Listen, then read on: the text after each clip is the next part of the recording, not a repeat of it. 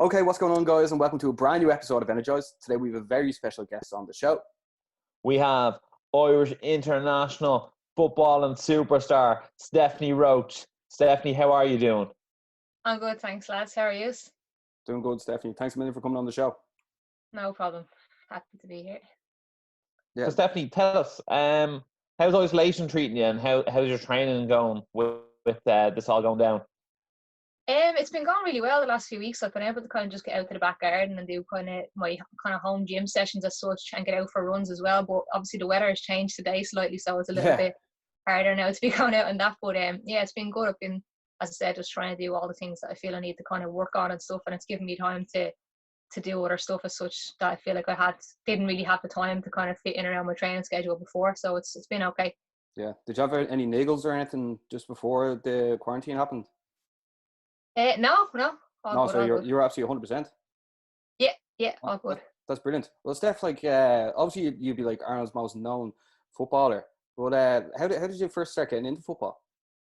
I started playing when I was really young. Obviously, my brothers played football, and my dad was my brother's coach, so I used to go watch their matches all the time in Shankill.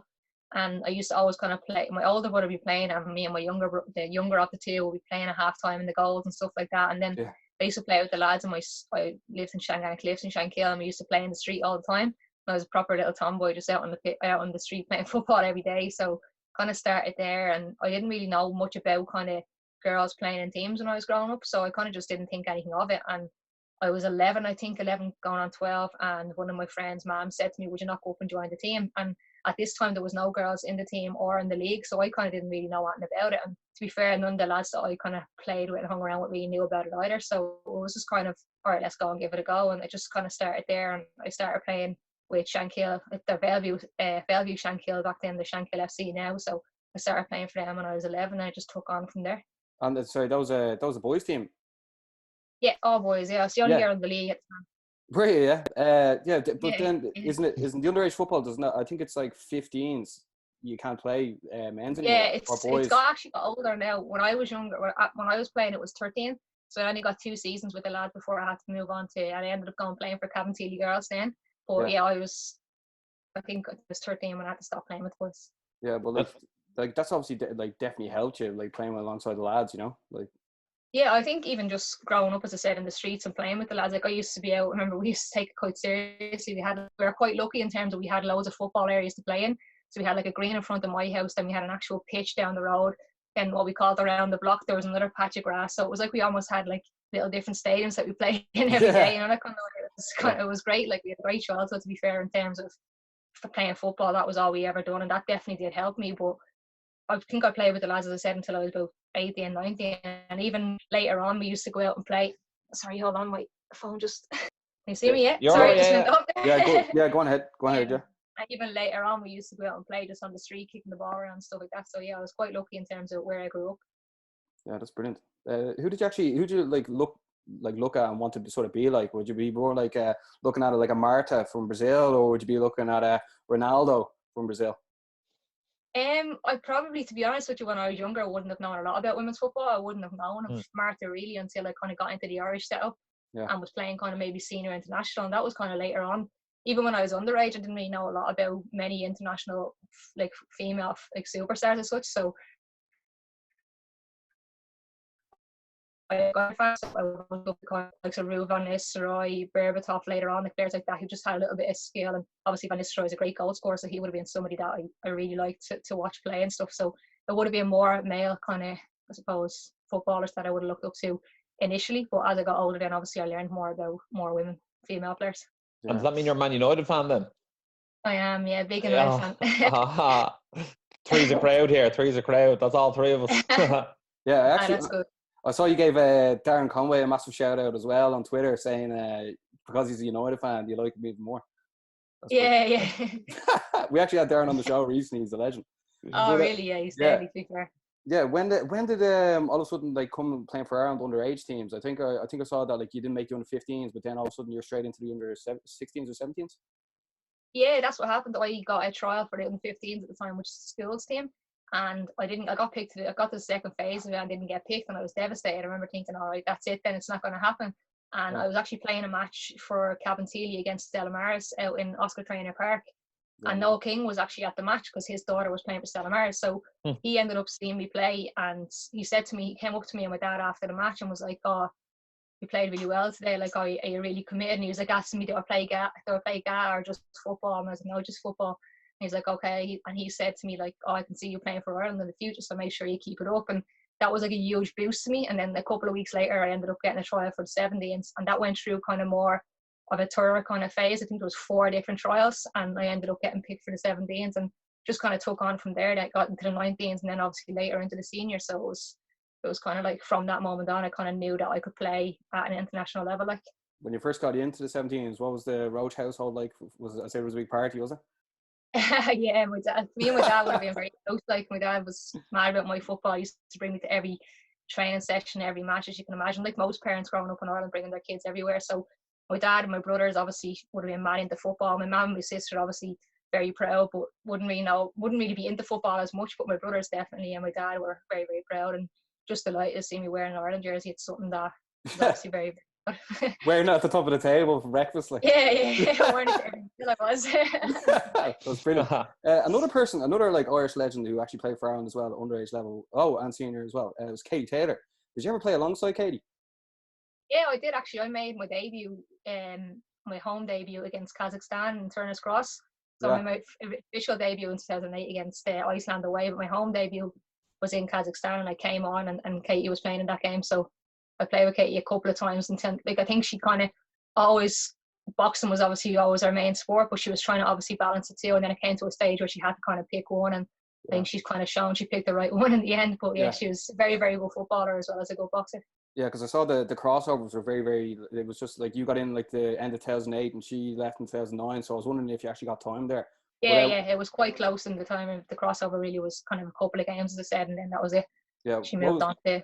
What was it like being around Katie and then seeing her career become like Ireland's probably the most beloved sports star ever?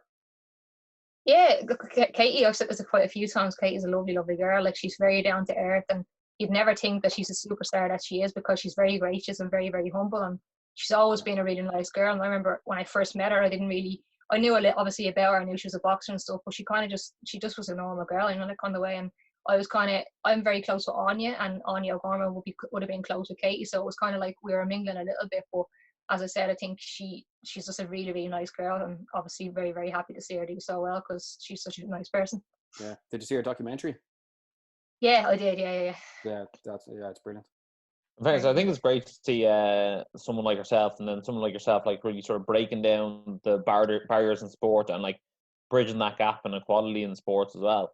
So I think that's something that's really been more prevalent as of late. Like, you know what I mean? The women's Irish hockey team were obviously fantastic.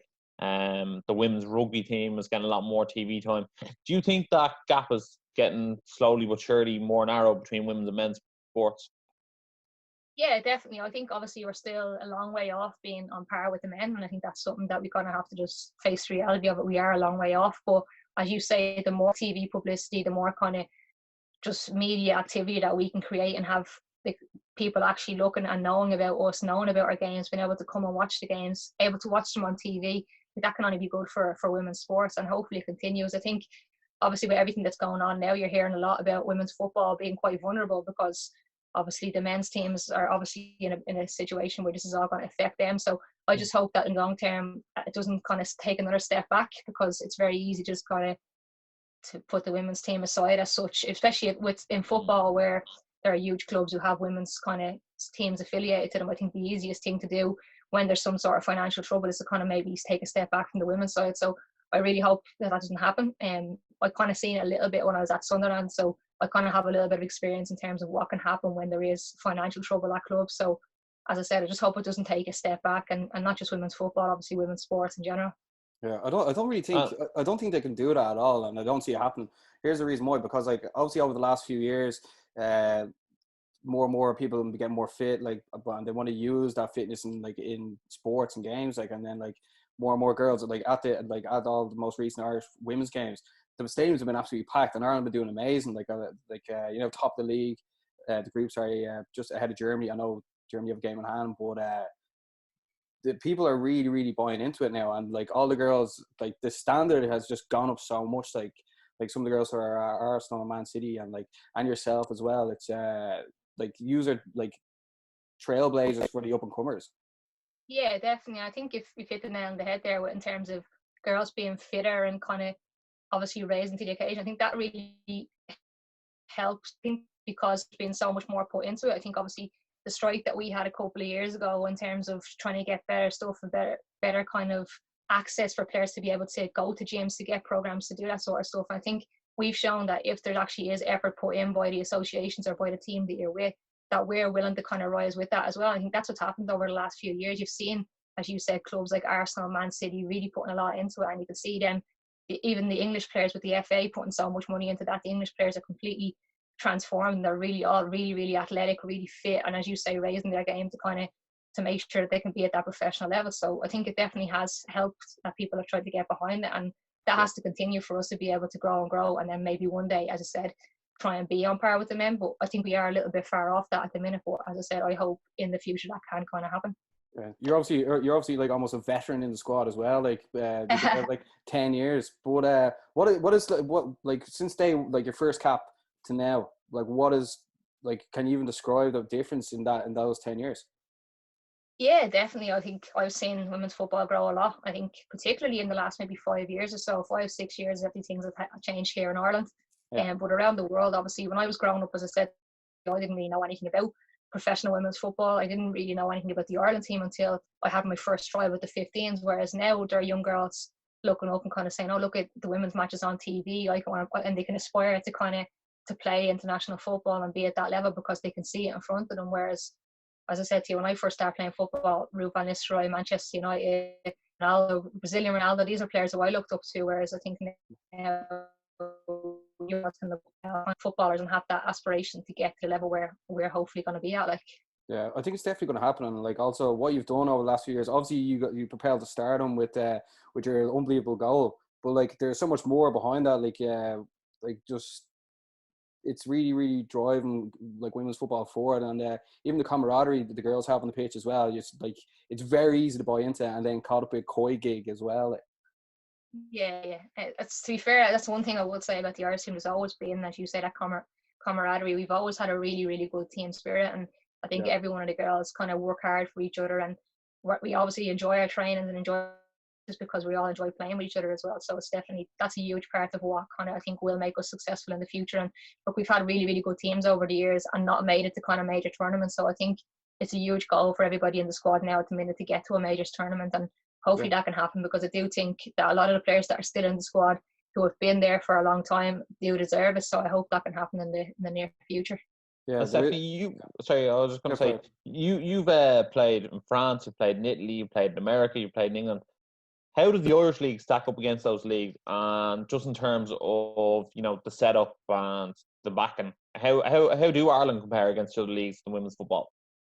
I think the biggest kind of issue is obviously that we're still part-time. We're still an amateur league. Like I think in terms of the standard and the players, there's a lot of good players in this league, and a lot of players who I would say would definitely succeed in higher leagues in terms of in England, France and Italy and America, as you say, is where I've been. There's definitely players within the league who could go over there and make it. But the biggest, I think, hurdle for us is that a lot of the girls in the league are also working full-time jobs, or they're in college, so they're working all week. Some people are working in college and playing football, so it's very, very hard to kind of juggle that and then go out and perform to your very best at the weekend. So that can kind of make the games maybe a little bit less, like a slower tempo maybe. That's probably the only thing that I would say. But I do think the quality in the league is definitely up there with some of the best players that I've seen. There are a lot of very, very good players in Ireland. But again, I've said this before, I think the hardest thing is keeping these players here, because we've seen it over the last few years with myself going away, and Katie went away, Rihanna's recently gone away. But these are players who are going to play at a higher level because they know when they go to play for Ireland, they have to be at a good level. And I think the hardest or the biggest problem for the league in Ireland is to kind of maintain a high standard by keeping players here. And how you do that, I'm not sure, because I think the only way you can do it is by making the league professional. And I think we're a long way off that. Yeah, big shout out to Rihanna as well. She's running amok. She's a friend of ours here on the show as well. But you've obviously played as Ross touched on. You played in America. You played in England. I say girls come to you all the time. What should they do? Should they go to college there? Should they go to college there? Like, what would it be for any girl or guy watching now? Like, what would you sort of like you've done both now? What would you sort of what would you sort of recommend? I was asked to go to college a couple of times in America when I was younger. I got a few scholarship opportunities, but like I remember at the time kind of hearing horror stories about girls who have gone away and been promised this, that, and the other and not got it. And I just remember always being a bit reluctant to do it. And also at the time, I remember Noel King was the senior manager, and he kind of was just trying to say, like, look, if you go to America, it's going to be very difficult to get you back in terms of getting you into squads and stuff. So that kind of made my decision easy for me. I was like, okay, well, I'll go to college in Ireland and see what happens then. But yeah, I would say anybody who is thinking about going is don't believe everything they tell you, because they're going to tell you everything to try and get you to go. But just make sure that you have somebody look over everything. Because even when I went to America in terms of playing professional football, my contract, I read through, I had an agent run through, and I never really knew that I could get my contract gone like that. I just thought, okay, I'm going for 2 years. I've got a 2-year contract. I'm going to buy into this and do really well over the 2 seasons. But it ended up being obviously a shorter term than I wanted to be. But I kind of was a bit naive in terms of, as I said, just believing everything they told me and didn't really look into everything. So if you are being offered kind of scholarships and different things, just make sure that the college is in first of all a good area, because that can be a huge thing. If you're in the middle of nowhere and you've just got your college and you're going over by yourself, you're not kind of guaranteed you're going to make really good friends. You might kind of find it hard fitting in. You might not really get on with everybody straight away. So that'll be the hardest part. And usually the first maybe 3 or 4 months the hardest part. So I'll just say make sure that you're near kind of like a good city, so that you can, obviously if you don't have too many people around, you can go and occupy yourself and do things. And also obviously look into everything that they're promising you and make sure that it's definitely going to go ahead, because I've seen, as I said, horror stories and heard really bad things that have happened in terms of people being promised things and not getting them. So that will kind of be my bit of advice to, if you are thinking about going to America on scholarship or to play maybe in the WSL or the USL. I think it's the men's team, men's kind of semi-pro league as well. So yeah, just look into it as best you can and make sure that everything you're promised you do get.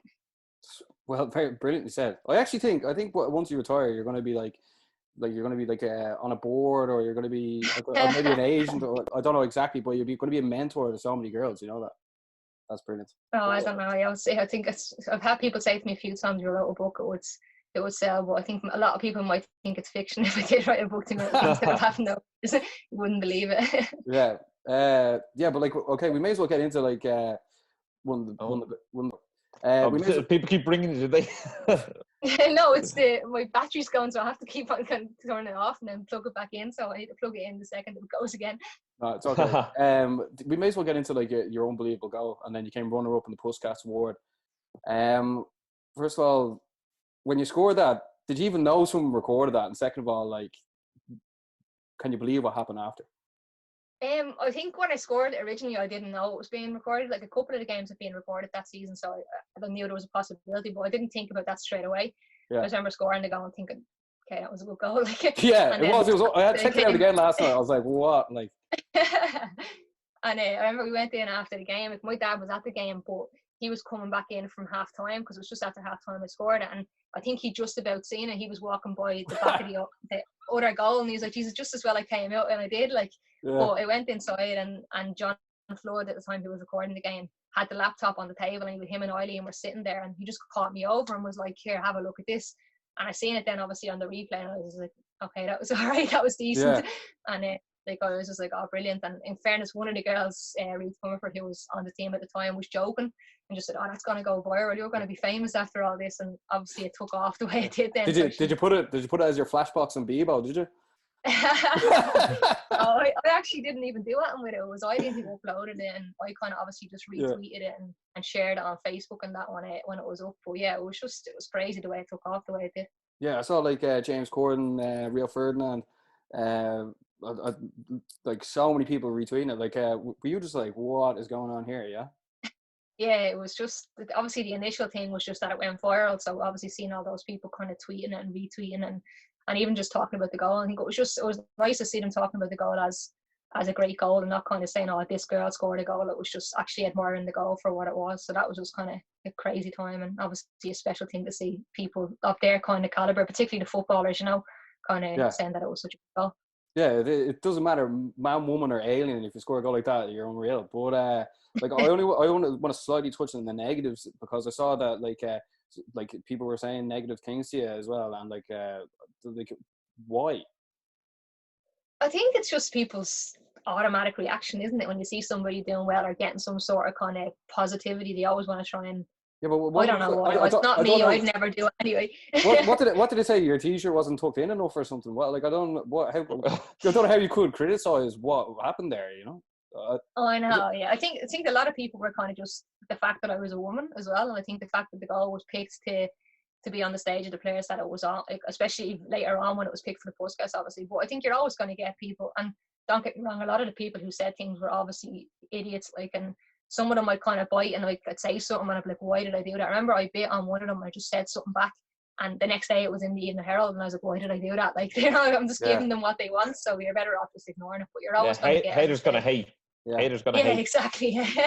Well, from watching the goal myself, when I first saw the goal, I was like, that was a bit like Henry's goal against United. The Barthez goal. And then and then it was like, no, actually, that goal was nowhere near as good as Stephanie's goal. And then when I was looking at the postcast and when I was coming along, I was like, Jesus Christ, Robin van Persie, Stephanie Roche, and James Rodriguez. I was like, that's insane. Like, you know what I mean? But I actually thought Van Persie's goal was the best. What's called that year. That header was like phenomenal. Yeah. I thought it was, like. You meant to say obviously Steph's was the best, man. Obviously after mine he meant. Obviously. But like I actually was like James Rodriguez. I was like, I've seen a few of those goals before, you know what I mean? But like I agree with you. I think Van Persie the way Van Persie like floated and then headed it. Yeah. Oh, that was crazy. Obviously you support United as well. You would have been like Yeah. But, and what was it like to meet all those people, all those superstars? Because like he actually became famous then for like walking by Messi and Ronaldo as well. Steph, what were you thinking when that happened? Like, because like obviously you said you were story if you. Oh no, you said you arrived at the airport. You were getting the VIP treatment. You're like, I'm grand. I can just get a taxi or something. Like, it's like so humble to get like you like with rubbing shoulders with the best. Like, what was it like? It was probably like a dream. It was just, honestly, it was surreal because I remember we got off the plane, like, and we had first class seats. Obviously, we were with Aer Lingus, and the staff at Aer Lingus were so nice. It was like, I remember they took my dress and hung it up somewhere so it wouldn't get wrecked, and like they were just all really, really nice, and like I think they were just genuinely nice people. And then we got off the plane, and there was literally like I've never noticed it before, and I only notice it now because I can understand how it gets used. So when you get off the plane and they have the whole thing set up, there's a little door to the left. And that was open, and there was a guy standing there in a suit and everything, and he was just like, Stephanie Roche, yeah.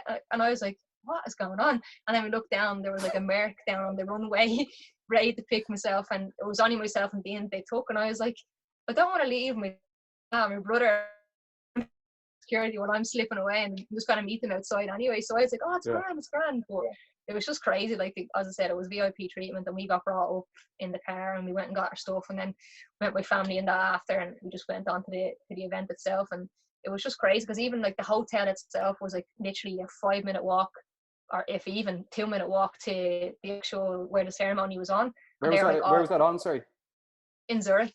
It was in Zurich, yeah, okay.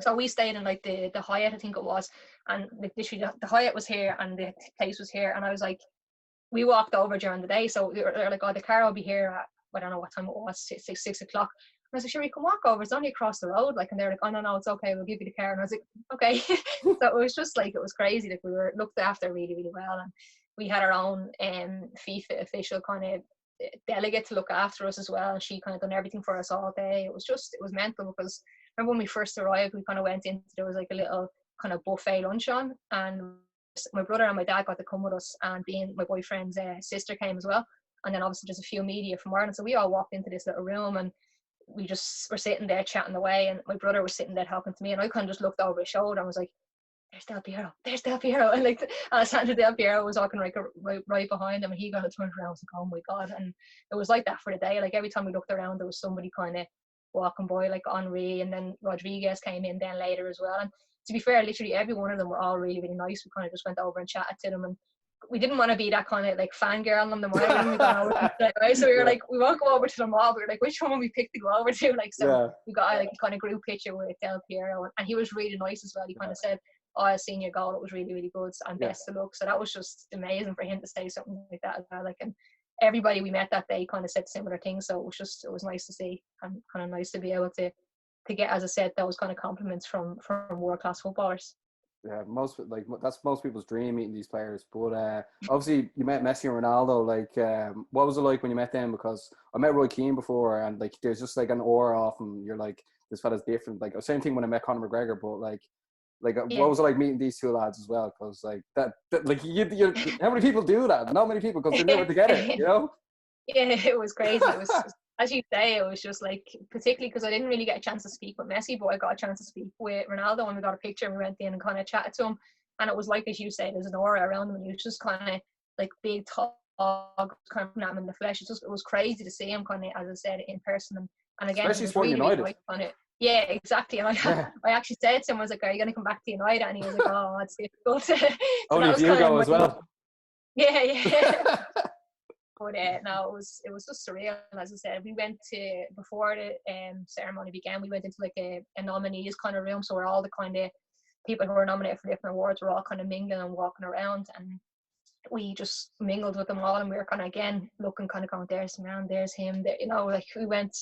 Diego Simeone was there. We got a picture with him. Manuel Neuer was there. We just kind of chatted to them for a couple of minutes. Like, it was weird. Like, it was crazy because, as I said, everywhere you looked, there was somebody who you were like, Jesus, there's.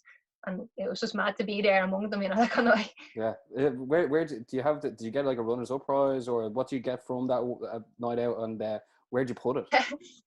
Nothing, actually. The girls, in fairness, the girls gave me, when I went, I had to go straight into camp with the Irish team, and Julianne Russell and Anya O'Gorman made me my very own Puskas Award because they thought I should win it. So that was pretty much all I got. That's actually brilliant. You can't buy friendship like that, you know? Yeah, no, it was nice. It was great to arrive into the squad, and as well, it was just nice to get back to normal because it had been just a crazy time before that. So it was nice to just get back to kind of to normal and play football and just get back to what I was kind of doing before. Yeah, get back to your craft. So was the best person you met was Ronaldo then, was it? Yeah, I'd say so. Just because, as I said, I'm a United fan, and that was kind of before I went. I was thinking to myself, like, look, if I wanted to meet somebody and get a picture with somebody, it was going to be him. And I actually said it to the FIFA, the woman who was looking after us from FIFA. I just said, look, the only person I would like to try and meet would be Ronaldo. And in fairness, as soon as she seen him, she called us over and got us in to chat with him and got a picture. So that was kind of nice of her as well. But yeah, he would have been the main person that I wanted to see and meet, because obviously he's a superstar and obviously the best player in the world, in my opinion. Starting war here now about Messi. One thing I want to get into, Saidi, is your Ireland career, because obviously you've won 55 caps, which is absolutely amazing. Like, people dream of getting cap for Ireland, let alone walking out on that pitch 55 times. But a lot of the female games up until recently have been in Tallaght Stadium. Do you think that all the Irish female games should be in the Viva no matter what? Sorry, I'm going to put you on because I think this is going to go dead and I'm worried about it going dead, so I'm going to just charge it real quick. Definitely, just in terms of the Irish women's football, obviously a lot of games previously being held in Tallaght Stadium. And do you think all Irish women's football games should be held in the Aviva the exact same as the men's? I know one or two have recently, but do you think they all should every single time? I don't know. I think not, because in my opinion, I think when you're playing in the Aviva, it needs to be full in order to kind of get the same atmosphere. Obviously, getting to play in the Aviva is great for the girls who play in the FEI Cup final and stuff. But I think with the Irish team, with the way we are now, we're just starting to fill Tallaght Stadium. We're just starting to get the crowds to fill that. So I think the goal should be to make sure that we sell out Tallaght Stadium, and then maybe in a couple of years when we're getting more and more people and more demand for tickets, then maybe you can move it to a bigger location. But I just think at the minute, if we were to go and play a match there, it would just be a little bit of a lesser atmosphere, if that makes sense, playing in a bigger stadium with less people. So I think right now we're better off playing, as I said, in Tallaght Stadium. We've kind of made that our home over the last couple of years. So hopefully we can kind of continue, as I said, to sell out that and get people wanting to come to the game. And then it'll be obviously a great problem to have that we haven't got enough space for fans. So yeah, that's actually a very good point, because I was watching Sunderland Till I Die. I'm sure you've watched it, but like as it's shown, as they've got more relegated. Sunderland have got relegated more and more. Their stadiums, the stadium stays the same, but the fan base goes down in the stadium, and it looks a bit. It doesn't look right, you know. Yeah. But have you actually I'm sure you've watched Sunderland Till I Die, have you? Yeah, I watched the first series. I know there's a second series out. I haven't actually started that yet. So yeah, I've got about 5 different series on the go at the minute, so I'm trying to take a break and not have too many to watch. Can I just ask about, when you played with Sunderland as well, were you training much? Were you in the same facility as the senior team? Yeah. I touched on it earlier on when I was talking about obviously witnessing the kind of financial downturn in the men's team having an effect on the women's side. Yeah. So when I first went to Sunderland, we had everything. I remember getting there and kind of being like this is what it's all about. You know, like kind of we were training the academy. You got in every morning, you had your breakfast made for you, you trained, you came back, had your lunch. Like everything was just looked after. Access to the gym, to hydro pool, like everything was just top class. And like the first few seasons that I was there, it was brilliant. And obviously the men's team got relegated to the championship, and we kind of knew there was going to be a couple of effects from that, because obviously financially they lose a bit of money from not being in the Premier League. And then obviously it was disaster when they got relegated again. And like we had Sunderland brought in a financial advisor, and obviously the first thing that he done was to cut the women's team, not cut but make a cut within the women's team. So we had I think it was like 14 or 15 full-time players, and the rest were all part-time. So we had a meeting just before Christmas one of the years, and it was just after they knew they were going to get relegated again, and they told us basically that they're cutting the women's team to just part-time. So I was quite lucky because I was still under contract, so they had to fulfill my contract until June. But it was like everybody who was out of contract then decided, okay, well, I'm not staying here for a part-time wage, because it was players like Beth Mead, who's playing for Arsenal now, and who were being chased by Arsenal for a couple of seasons because she'd done really well. And with Brooke Chaplin, who went on to play for Reading, Rachel Furness went on to play for Reading's now at Liverpool.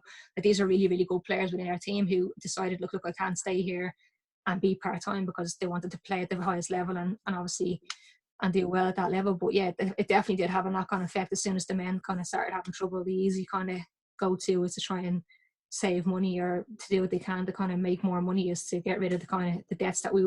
And look, what annoys me as well, and what annoyed us all the time, was that we weren't even getting that much. You know, like on the way, it wasn't like we were costing the club millions.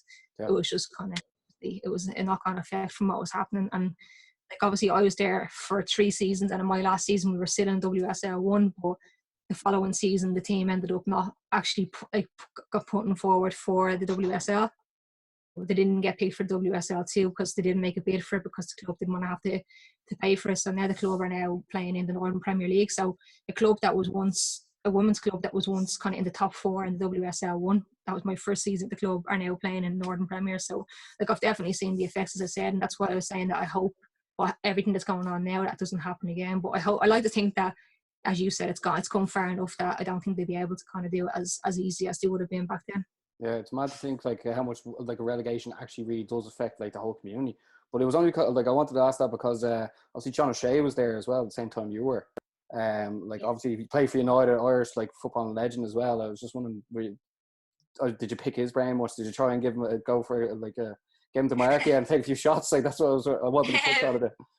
We wouldn't get Wes Brown in as well. To actually train with them now, but yeah, to be fair, Wes Brown and John O'Shea were both really, really nice guys, really lovely, and obviously, like, we would have been training in the mornings and they would have been training in the mornings, so we would have kind of often been in the canteen having breakfast with them. And like, in fairness to Johnny, he'd always come over and say hello and see how you're getting on. And like a lot of the lads were quite down to earth. Like some of them, there were a few who were kind of, think they're better than everybody else, kind of coming in with their Gucci trainers on and they're blinging that. But most of the footballers, in fairness, at Sunderland were very, very down to earth and nice lads. And yeah, John O'Shea was really nice. I remember actually after we went on strike that time, he kind of came over and was like asking me about it and asked if we need any help and stuff. And he was just really, really nice guy, and like on the way in terms of giving whatever advice he could give. And Wes Brown used to always look after us. He used to send down boots. He used to always bring down a lot of boots from because like the men would get boots every day from Adidas and Nike or whoever they were kind of sponsored by. Like the lads would have 5 or 6 pairs already, so they didn't really need them. So he used to always kind of bring down boots to any of the girls, whether it be us or whether we passed them on to the part-time players. So yeah, they were both really nice guys. That's great.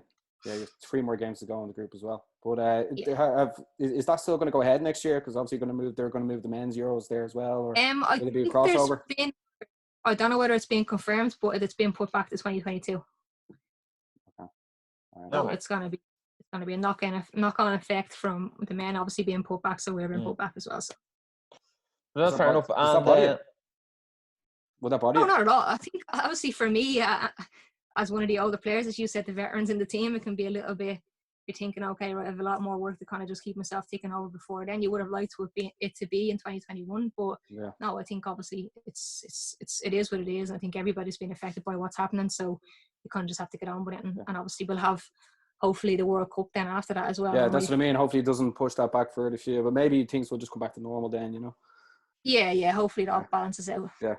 And then Stephanie, obviously you've made your heroic return to Peamount.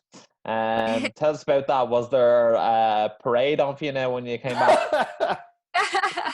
No. I've been quite lucky because I trained with Peamount quite a bit when I was back home in my off season and stuff. So obviously I got to know the girls quite a bit, and obviously I know Anya O'Gorman and Karen Duggan who were there. Claire Walsh is obviously part of the Irish team. Ellie as well. There's a few players who've been playing within the Irish squad as well. So it's grand. It's been quite a good kind of slot back in. I've just been back into the team and training. It's just been disappointing because obviously I wanted to get going again in the league, and then the weekend our league was meant to start against Cork. All this happened, so it's been a bit of a disappointment for that in terms of that. But I just can't wait to get going again. And last year was neck and neck. It was actually like almost reminiscent of Liverpool versus Man City in the Premier League, with Man City win the league by a point sort of thing. I mean, it was like you win, we win, you win, we win. Who do you think when this does come back around, who will be your biggest challenge this year? Will it be Shelburne? Obviously, Wexford Youth are good. Definitely not Kilkenny. Bit harsh, isn't it? That's very harsh. I'm from Kilkenny. Well, in fairness, I was actually looking at the league for the last 3 seasons, and like each year, like Kilkenny have like a minus 90 or minus 80 goal difference. I was like, geez, they should take a break for a season for their own mental health. No, look, I think since I started playing in the league, it's always been, it would have been Raheny when I first started. That would have been the team. Obviously, they've amalgamated with Shelburne now, they are Shelburne now. So I think it's always been kind of Peamount, Shelburne, Wexford. I think that'll be the same again. I think a few teams might surprise people this year. I think I've been following DLR Waves on Instagram, and they have obviously Graham Kelly in charge of them now, who's a very, very good coach. And I think they might be a bit of a surprise package this year. I think they could do well. I think they've got the right people running the club and trying to do the right thing. So I think they could do quite well. But again, I think it might be ourselves, Wexford and Shelburne. So we'll see what happens. Yeah, and you to be the top goal scorer, is it? I hope so, yeah. I won it twice in the league before, so I need to get back to scoring goals. I haven't done that in a while. Yeah, might want to give John O'Shea a ring now, like. But Steph, you're an absolute legend for coming on the show, and I feel like it's been a long time coming because like we love talking about football as well as much as other sports. But to talk to an actual Irish legend doesn't happen every day. So Ross, and that's the same before we wrap things up. No, Stephanie, thanks a million for coming on the show. I felt like I lived a little bit one of my dreams through you, and saying how you met Ronaldo. I was like, because he's the number one person on my list of people who I have to meet before I die. So send out the picture. Send out the picture there. Yeah. I'll edit my head onto. I'm sure you were wearing lovely gown that night, so like I'll look great in that dress too. My boyfriend is as well, so maybe you can just take his body. I think I look better with my head on yours, but anyway, both of us are athletes, you see, so that'll work out better. But no, thanks a million. And if you did enjoy the show, which I'm sure you did, make sure to like, share, subscribe, and as always, stay energized. Stay energized.